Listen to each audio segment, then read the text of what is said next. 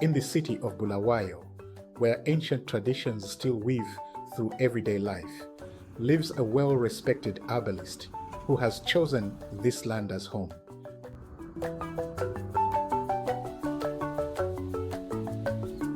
Her journey began in Cape Town, South Africa, and she honed her skills in the quiet towns of Europe, where herbalism was studied from books and gardens carefully cultivated behind stone walls. Yet it was in Zimbabwe, with its rich biodiversity and centuries-old knowledge of plant medicine, that her practice found its true depth. Walking through the fields and forests, she listened more than she spoke, guided by local elders who knew each plant by its indigenous name. Their uses passed down in stories over millennia, rather than textbooks. Over time, trust was built. Western techniques and African traditions began to meet, with remedies crafted that drew on both worlds. Today, patients come to her, seeking relief from ailments modern clinics cannot always address. Chronic pain, stress, the search for balance. As a herbalist, she listens, prescribes, teaches. Her quest is not to replace tradition, but to honor it, to blend her European training with Zimbabwe's ancestral wisdom. This is her story.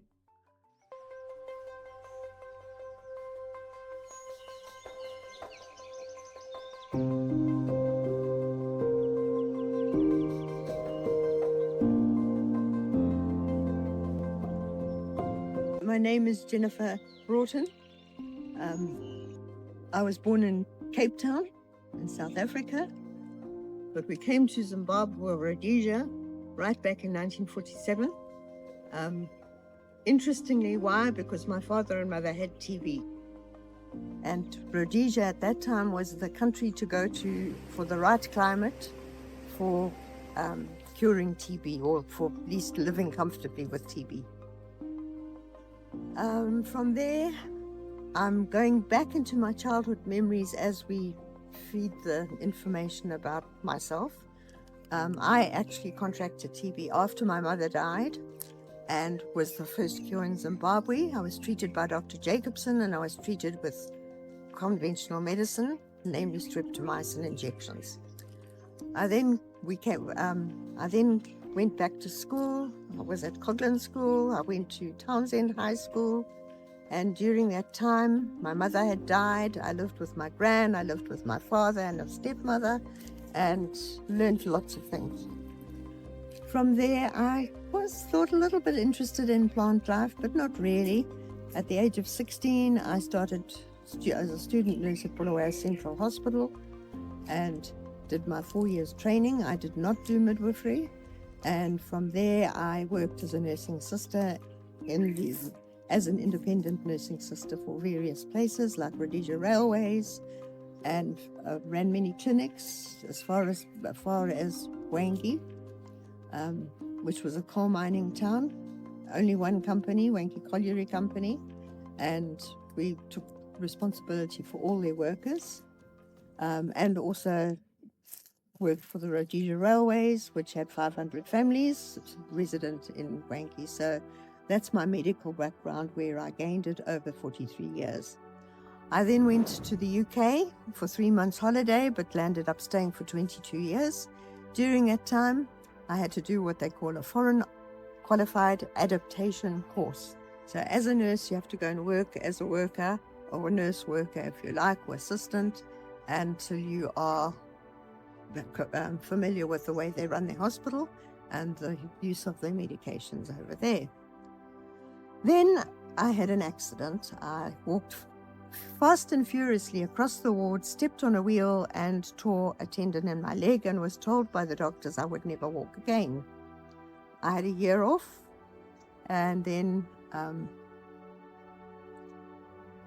saw the specialist, was told to go and retrain. And by that time, I'd got very interested in the side effects of medication, allopathic medication, and it sounded like a really good idea to me. What could we use instead of allopathic medicine? So I went to Lincoln University, where I studied medical herbalism.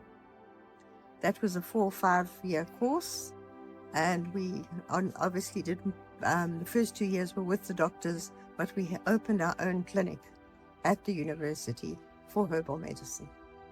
So that's where I was grounded in herbal medicine. As usually happens with universities, we used to get 3 months off for summer every year, during which time I came back to Zimbabwe and worked with traditional healers. You get sangomas and you get nyangas. I worked mainly with nyangas. Sangomas are more spiritually orientated, but also use herbs. But the nyangas use herbs, so that was the right place to learn. Hers is not just a story of medicine, but of belonging, working at the delicate meeting point of cultures, where healing is not only about plants, but about respect, exchange, and community. Here, the philosophy of Ubuntu, I am because we are, becomes central. A healer's work is tied to the well-being of others, to harmony within the community, and to respect for the earth that sustains all. Jennifer, or Mrs. B as she is well known, learned that each act of healing carries responsibility, to honor the patient, to care for the land, and to uphold the trust given by generations before. Through this process, she gained more than skill, inheriting a way of life which embodies patience, humility, and the understanding that knowledge is not owned, but shared for the good of all. I must say that the herbalists have been absolutely wonderful with sharing knowledge over the years. The lady I trained with did charge. She charged a phenomenal amount of money, but anyway, I learned trees, I learned plants, and one day she said, "Can I come to your home and see where you live?" And she was astounded. She said, "This must be a gift from God, because you have over 33 medicinal trees and a whole lot of plants." That was when it was absolutely natural. I think she came here in 1992. And from there, I gained a lot of knowledge from her. The nyangas and the sangomas take leaves and sticks and what have you and put them in a 2 liter of water and say, "Right, there's your medicine, drink it." What we did is we took those leaves and sticks and everything, named them, powdered them, and measured them by teaspoon or by whatever, usually teaspoons. And that's how I came to make our 20, a little bit more, or a little, actual medicines that can be used as medical, to treat patients in a clinic or whatever. But we use them as powders, and they serve them as teas. We don't actually take the powder. Powder goes into the water, medical constituents go into the water, and they drink the tea. So that's the first half of the journey.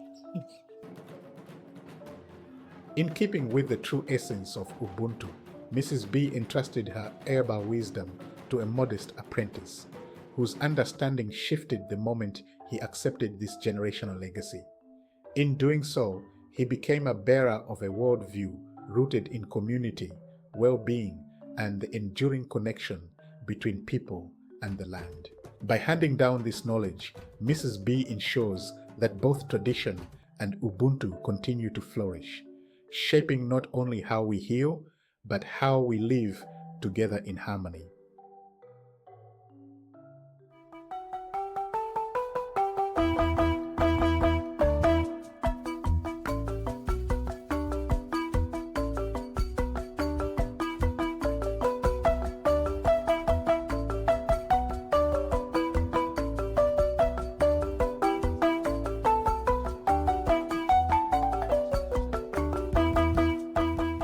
My name is Philip Mudoni, and I'm a registered traditional medical practitioner, and I started practicing in 2014. But prior to 2014, I was working for Mrs. Proton. Mrs. Proton was also a herbalist.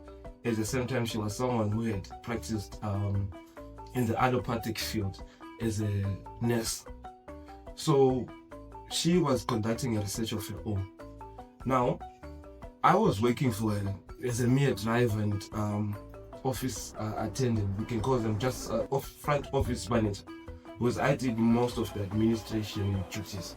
But at the end of the day, I came to appreciate our Zimbabwean herbs, because I would say that every herbalist would focus on the Western herbs, the Western practices, and they would not really take cognizance of our Zimbabwean indigenous knowledge or systems.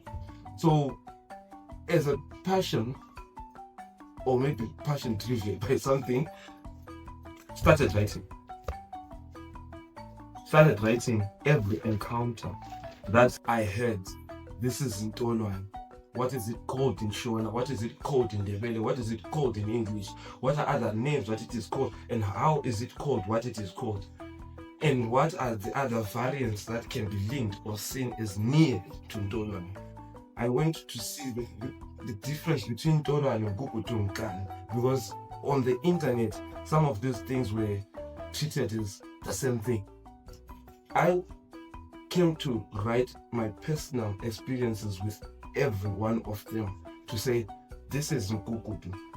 A client came today, not my client, because I would be there in the office, and that client was complaining of this, and he was given this, and he returned, and this is what happened. So I documented everything according to what people were saying and their experiences.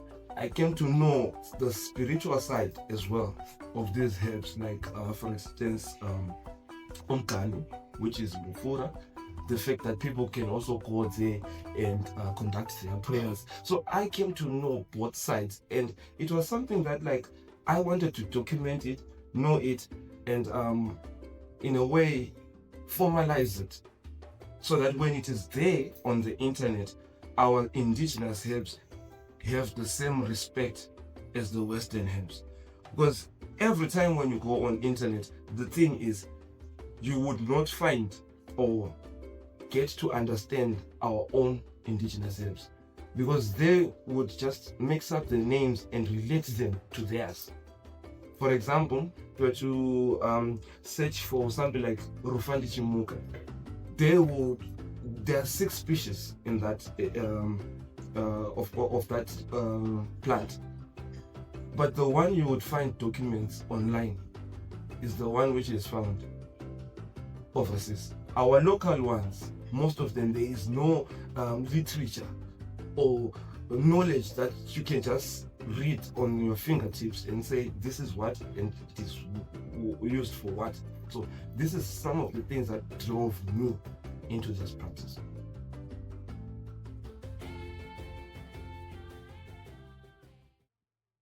In Zimbabwe, traditional medicine is guided by ancestral knowledge, passed down through generations. Some scholars and practitioners point out that African traditional medicine does not follow a universal metric-based dosage system. Instead, they say it draws on deeply rooted indigenous knowledge, shaped by experience, observation, and cultural practice, rather than fixed scientific units. Yet many herbalists, including Philip, firmly challenge the idea that the system lacks structure. They argue that traditional medicine follows precise, time-tested principles. Its measurements are embedded in practice, calibrated through tools like gourds, spoons, and hand-measured portions, and guided by training passed down through generations. In their view, traditional dosage is not informal. It is a disciplined ancestral science, defined by its own logic and refined over centuries.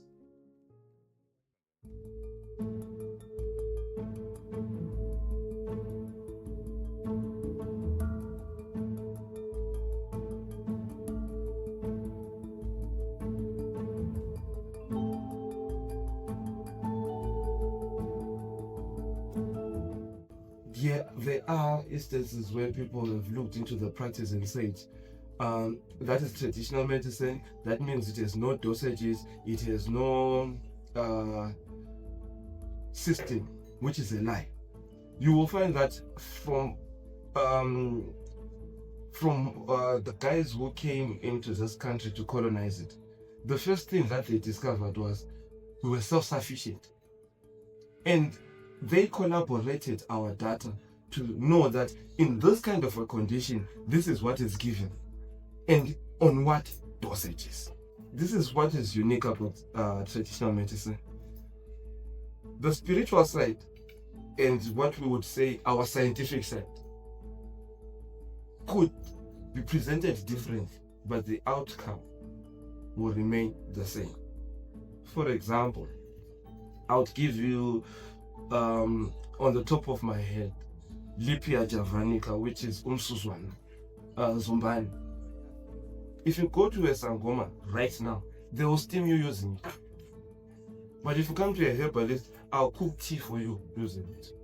So we might not agree on how it is, let's say, administered, but we will definitely agree on what it is used for. And you would look at the dosage. For those who steam, it is always used. The hand is always used. If it is a sangoma on issues of drinking, they used their name, which is a quarter teaspoon, which is a standard capsule. So we do have a dosage in the system, but it's only how it is presented that could be a problem. For me, I would say teaspoon, grams, kilograms. Use the standard measurements. But you'll see that every herbalist, they have their tools within their indumba. And we do have standards, and we do have a system.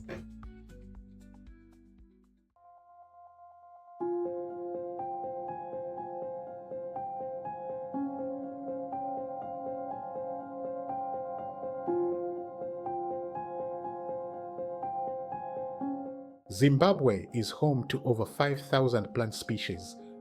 At least 500 of these have recognized medicinal value and remain central to traditional healing and community health.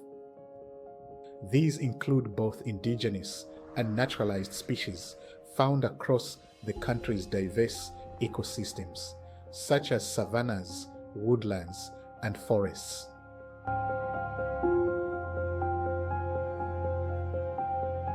Some well-known herbal species from Zimbabwe include aloe vera, the plant of immortality, which is prized for healing burns, soothing skin, and aiding digestion.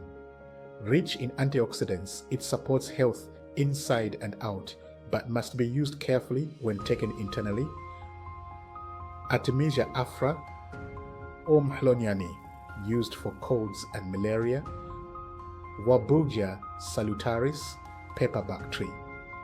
Isibarha or moranga is used for coughs, fevers, colds, digestive ailments, and malaria, and has cytotoxic properties.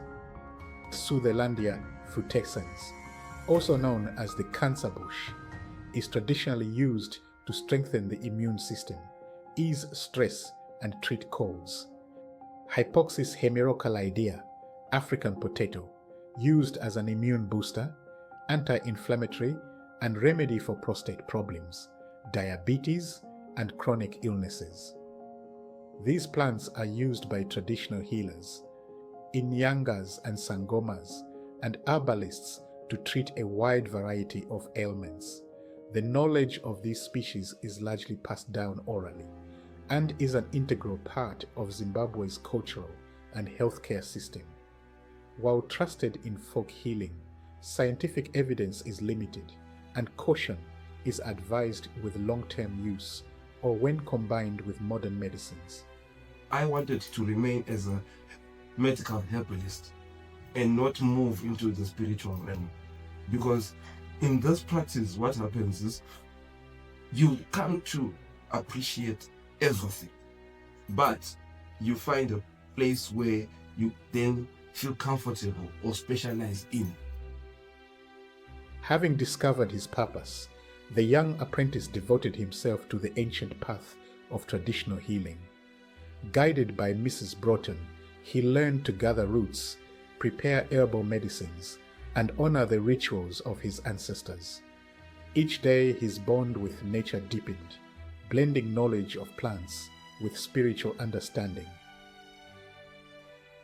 As he ground remedies and listened to ancestral stories, he kept alive a sacred tradition where science, spirit, and community once met.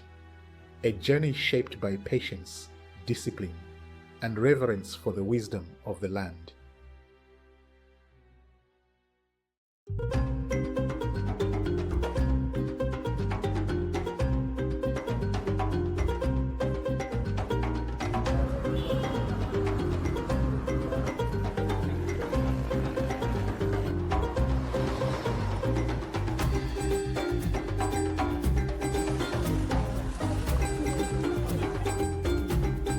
In Bulawayo, healers like Mrs. B and Philip remain a trusted and respected part of community life.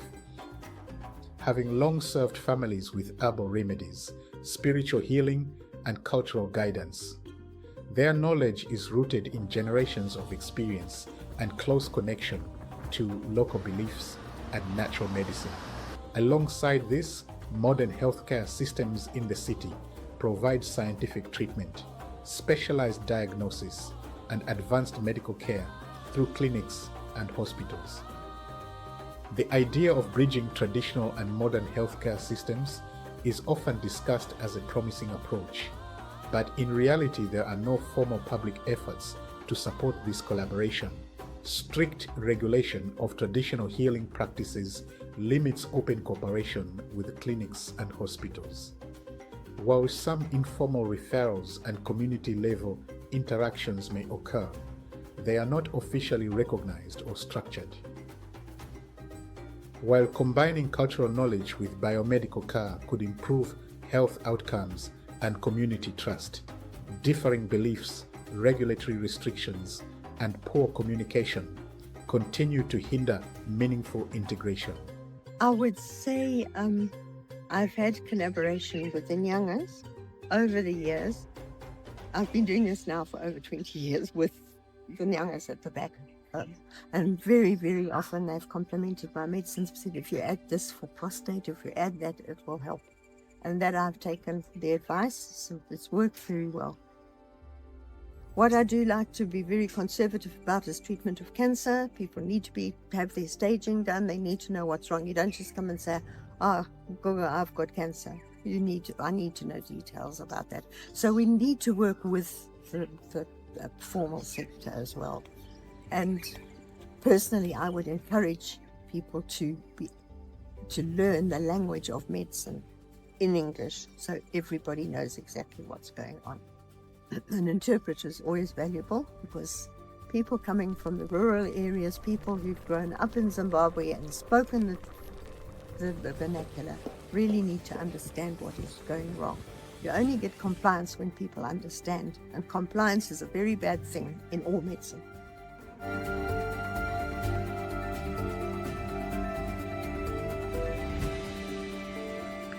Recently, I had an experience where a patient with cancer told me that she was going down to Joburg, to South Africa, once a month for treatment, and she was being given intravenous herbs, but she didn't know any more about it.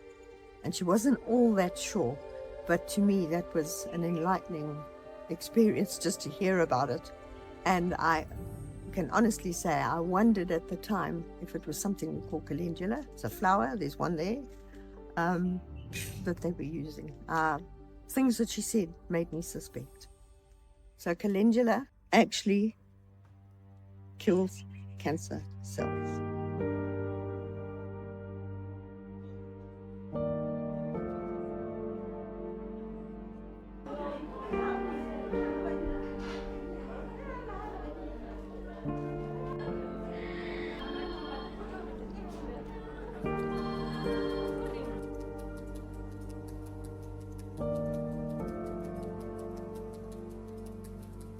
Pandemics like HIV in the late 80s and more recently COVID-19 have reshaped how communities view traditional medicine.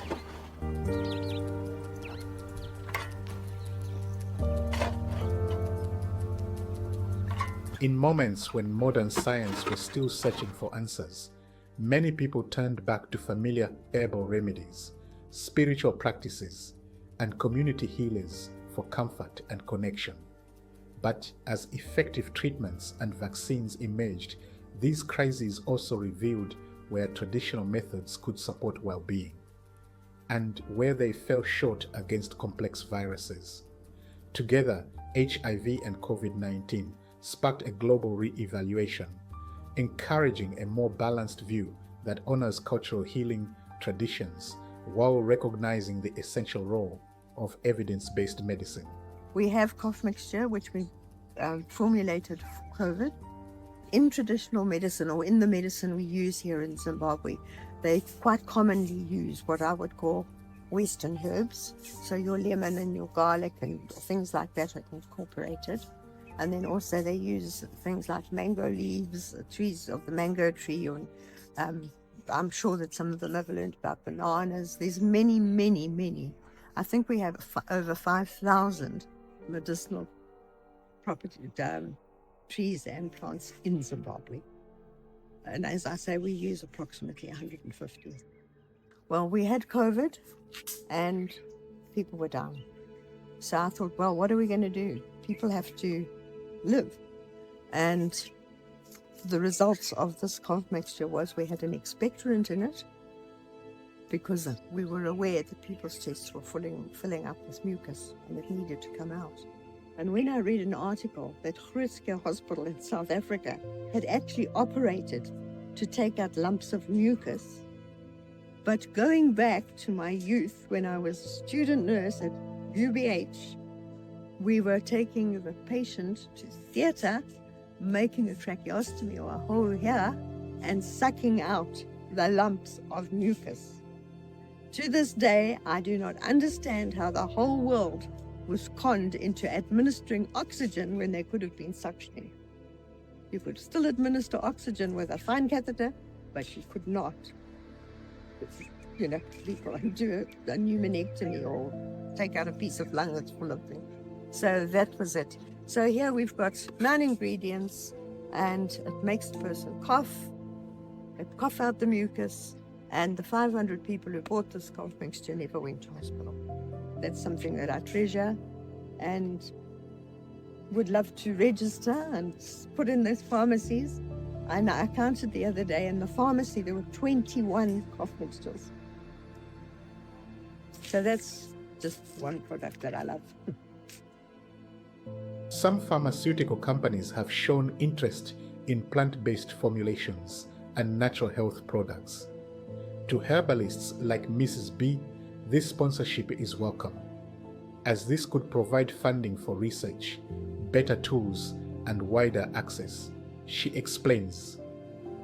I would be really excited about that. I would be beyond myself, and really go out to do everything I could to help. And it doesn't matter to me whether it's a pharmaceutical company or whether it's traditional medicine or whoever it is. What I feel is that whatever knowledge we've got, we share so that everybody in Zimbabwe or in the world can benefit from it. I don't have any, particularly I think also my age. If I can share my knowledge now, so much the better. We'll actually go back and look into the older Sangomas, the older Nyangas, and actually have a sit down with them and say, why were you compounding this way, and why was it being done this way? Definitely from there, you will actually come to appreciate that it does work and understand why it's done that way.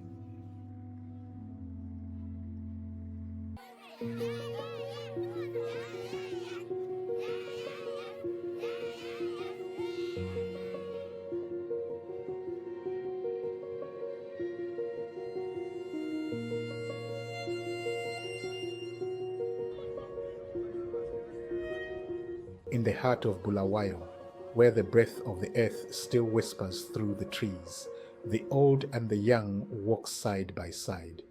The master, a keeper of ancient wisdom. The apprentice, the bearer of tomorrow's promise. Together, they gather more than herbs. They gather stories, memories, and the spirit of a people who have long trusted in nature's healing power. Their story becomes more than a lesson in medicine. It is a reflection of faith, patience, and the fragile balance between humanity and nature. As the world rushes forward, this sacred knowledge stands at a crossroads, fragile yet unbroken. For every root pulled from the soil, a legacy is renewed. For every cure shared, a connection deepens between the healer, the land, and the soul. In the fading light, the Master's journey nears its end, but her wisdom takes new life in the hands of the apprentice. And so the cycle continues, one generation teaching the next, ensuring that the rhythm of healing, the song of the earth, will never be silenced.